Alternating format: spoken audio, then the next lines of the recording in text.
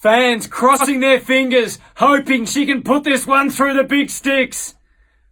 The opening siren is moments away, and you can feel the excitement building.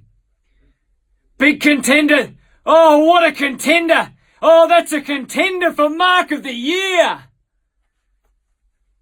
Wow, what a game of footy we saw today. Revolt. Oh, Dangerfield. Fife done it again. Fife. What a mark. Hey, what's going on everyone? My name is Dean, or as most of you know me, Twisty. AFL Evolution 2, yes, it still exists. It is coming out at some point in the first half of 2019. We've had our first video trailer, I guess you can call it that, and it's of the commentary of Hudson saying a few lines in the commentary booth. I'm not sure how much I can say on this for the moment, but it's actually really bloody good. Obviously, we're going to hopefully hear more about the game in time, in the next couple of weeks. Hopefully, we hear something every week. That would be fantastic, right? But I'm not sure on when things are going to be happening and when some big announcements will be made. But I do have a bit of a commentary breakdown for you guys today, because that is something that I can talk about, and the reason I can talk about it is because the boss at Wicked Witch, Daniel Visser, did talk about it probably a couple of months ago. Now, I'm trying to work out when this actually came out, but he made an appearance on the Game on Australia podcast on the 13th of September last year. So it's about 5 minutes of audio. I'm going to play that through for you guys. And it's all very much specific to the commentary. I can link the full podcast in the description below if you guys want to check that out. But this is how he's talking about the commentary, and then I will break down some things about it more specifically after that. Did I read somewhere, Daniel, that there's new commentators on board? Is that right? That is correct. That's right. We actually just finished up the recording only a few weeks ago, and it was awesome. It was awesome. Like, Dennis Committee, has been a bloody legend, as he is, fantastic to work with, and he's given a lot to the game over the past 7 or 8 years in multiple iterations. So we actually built up quite a massive library of his comments and his jokes and everything else in between. But obviously, he's retired now, so it's time to move on. So we talked about it a lot with the AFL, and we talked about different people and who would be best. And we were lucky enough to get Anthony Hudson as the new commentator. And I have to say, we've worked with a bunch of commentators over the years, and Dennis was always amazing, and Anthony Hudson stepped right up to the challenge, and he was absolutely fantastic. He gave it 110%. He's sporting praise, but because the commentary it's a tough gig. It's thousands and thousands of lines over days and days and days. Well, and I've wondered about that because I've played a lot in my time of a game called Pro Evo Soccer.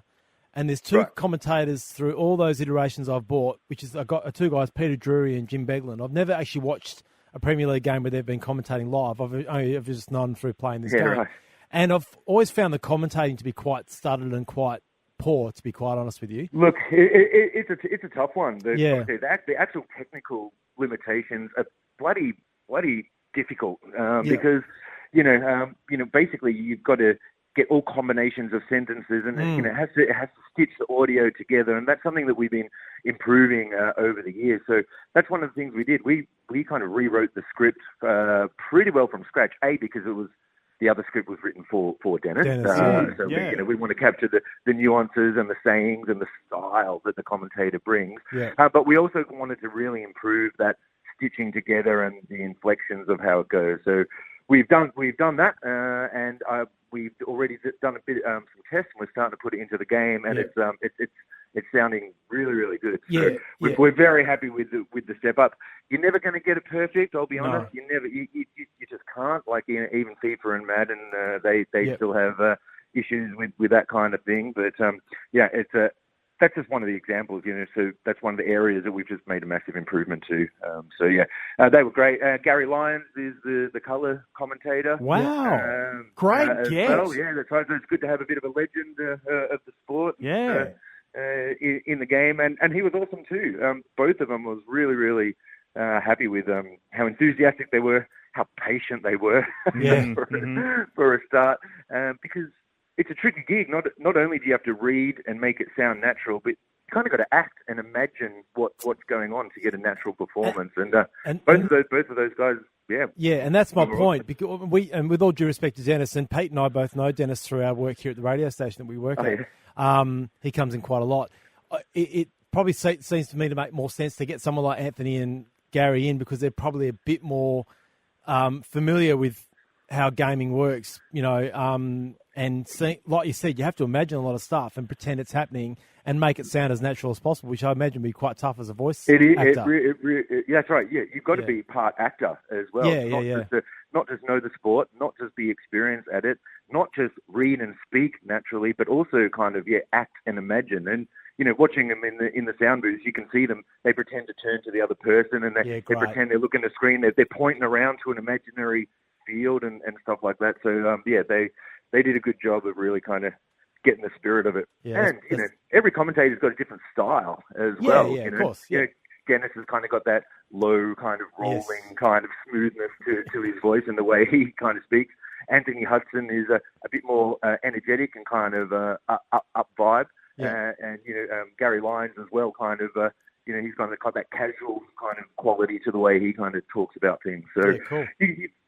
Well, we get the best out of him. With Anthony Hudson, just quickly, I mean, do you guys go looking for maybe the specific golden moments that these guys have said throughout their commentating career? So for me, Anthony Hudson, I'm thinking if there's a really close game, particularly between the Lions and the Cats, a la 2013, where they boot a goal after the siren in the game, do you hear him scream, "It's the miracle on grass"? I believe we got that one. Yes. We got a couple of other catchphrases. Same with Dennis. We got him to call things centimetre perfect, and we definitely try and get a few of their nuances. It's actually interesting because sometimes they have a love-hate relationship with their own phrases that they're known for. But he was a good sport, and he was happy to put those kinds of things in. So we got a few special treats along the way. Great. You beauty. Now, Daniel. All right, so now that you guys have listened to that, let's talk about some of the things that Daniel was talking about in this podcast, and maybe I'll point out some things that he said that you might have missed there. So the first thing was obviously the commentators, Gary Lyon, Anthony Hudson. We knew that. That was, always going to be the plan. But something Daniel said there is that there is a new script. We rewrote the script. And in terms of what I can talk about that is 100% true. Obviously, the lines you would have been hearing for years and years and years with Dennis's commentary will probably no longer be a thing. And you will hear commentary very much in the style of Anthony Hudson. So I think a lot of people over the years would have, felt that the commentary is maybe getting a little bit stale, maybe getting a little bit old. But basically, the entire thing has been completely rewritten, so it should just feel fresh. And as Daniel was saying, obviously Hutto is fantastic at doing commentary. You can see that every week you watch him on Fox Footy, always bringing the energy and excitement to the game. And hopefully I think that will translate to in-game once people get a chance to have a look at that one. And the other thing, I guess, that was really a key factor, or I don't know, key thing that was spoken about was iconic lines in the game. The question was posed: if you are playing Geelong and Brisbane, and you make a 52-point comeback. Will Hutto say the miracle on grass? Daniel said yes. I'm not quite sure on that one. But in terms of, Hutto's got so many iconic lines. I see it, but I don't believe it. Who would have thought the sequel would be just as good as the original? 13! I mean, I cannot confirm or deny whether any of these are actually in the game. But definitely it's going to be, a lot of fun if you can hear some of these moments recreated in the game. Whether it's... It might not have to be recreate the exact specific moment for it to happen. Could just be any couple of teams. But basically, you will hear a lot of the things that Hutto says in real life, or that you might have heard him say in the game. I think that's, not spoiling anything to say that much at this point. And I think that, it's going to be really exciting for everyone to listen to. What else? Anyway, that is just about it for today's video. I'm going to leave it there, but I did want to add one more thing before I go, and this is relative to AFL Evo 2, and this is what I'm going to be doing for my next career mode, because I think it's going to excite all of you, and if you're not, you should be. So, the next career mode, obviously we did Brisbane, we did Richmond, we half did Carlton. The next AFL Evolution 2 career mode, I have settled on a club. I'm not going to tell you who it is yet. And this time, that actual AFL club is going to have a little bit of involvement with the career mode. So, this is going to be extremely awesome and fun. And once everything is sorted out and stuff gets filmed, I'll be able to tell you guys way more. But we've locked in a club. We actually have that club on board. And, we're hopefully going to get access to players, staff, maybe even the current coach, maybe even the boss.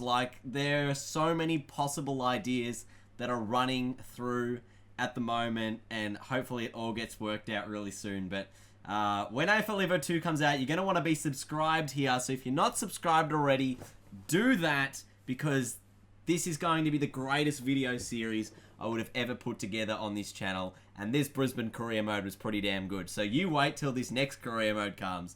It's going to be awesome. I'm going to leave you guys with a little clip from the podcast talking about release date stuff. It's pretty much just saying it's coming out in the second half, but if you want to hear it from, the boss's mouth, then feel free. Thank you guys for watching. I'll see you all later. Leave a thumbs up if you enjoyed this video. Bye! Obviously, you don't have to answer this question, but will it be an early 2019 or a late 2019? Look, I think we've said first half of the year, so we try and go as early as we can, basically. But it all depends if we're happy with it, if everything's approved, and manufacturing cycles. There's heaps of factors in it, but we're going to try and go as early as we can. But yeah, second quarter is pretty well where it's going to land. The goal line now.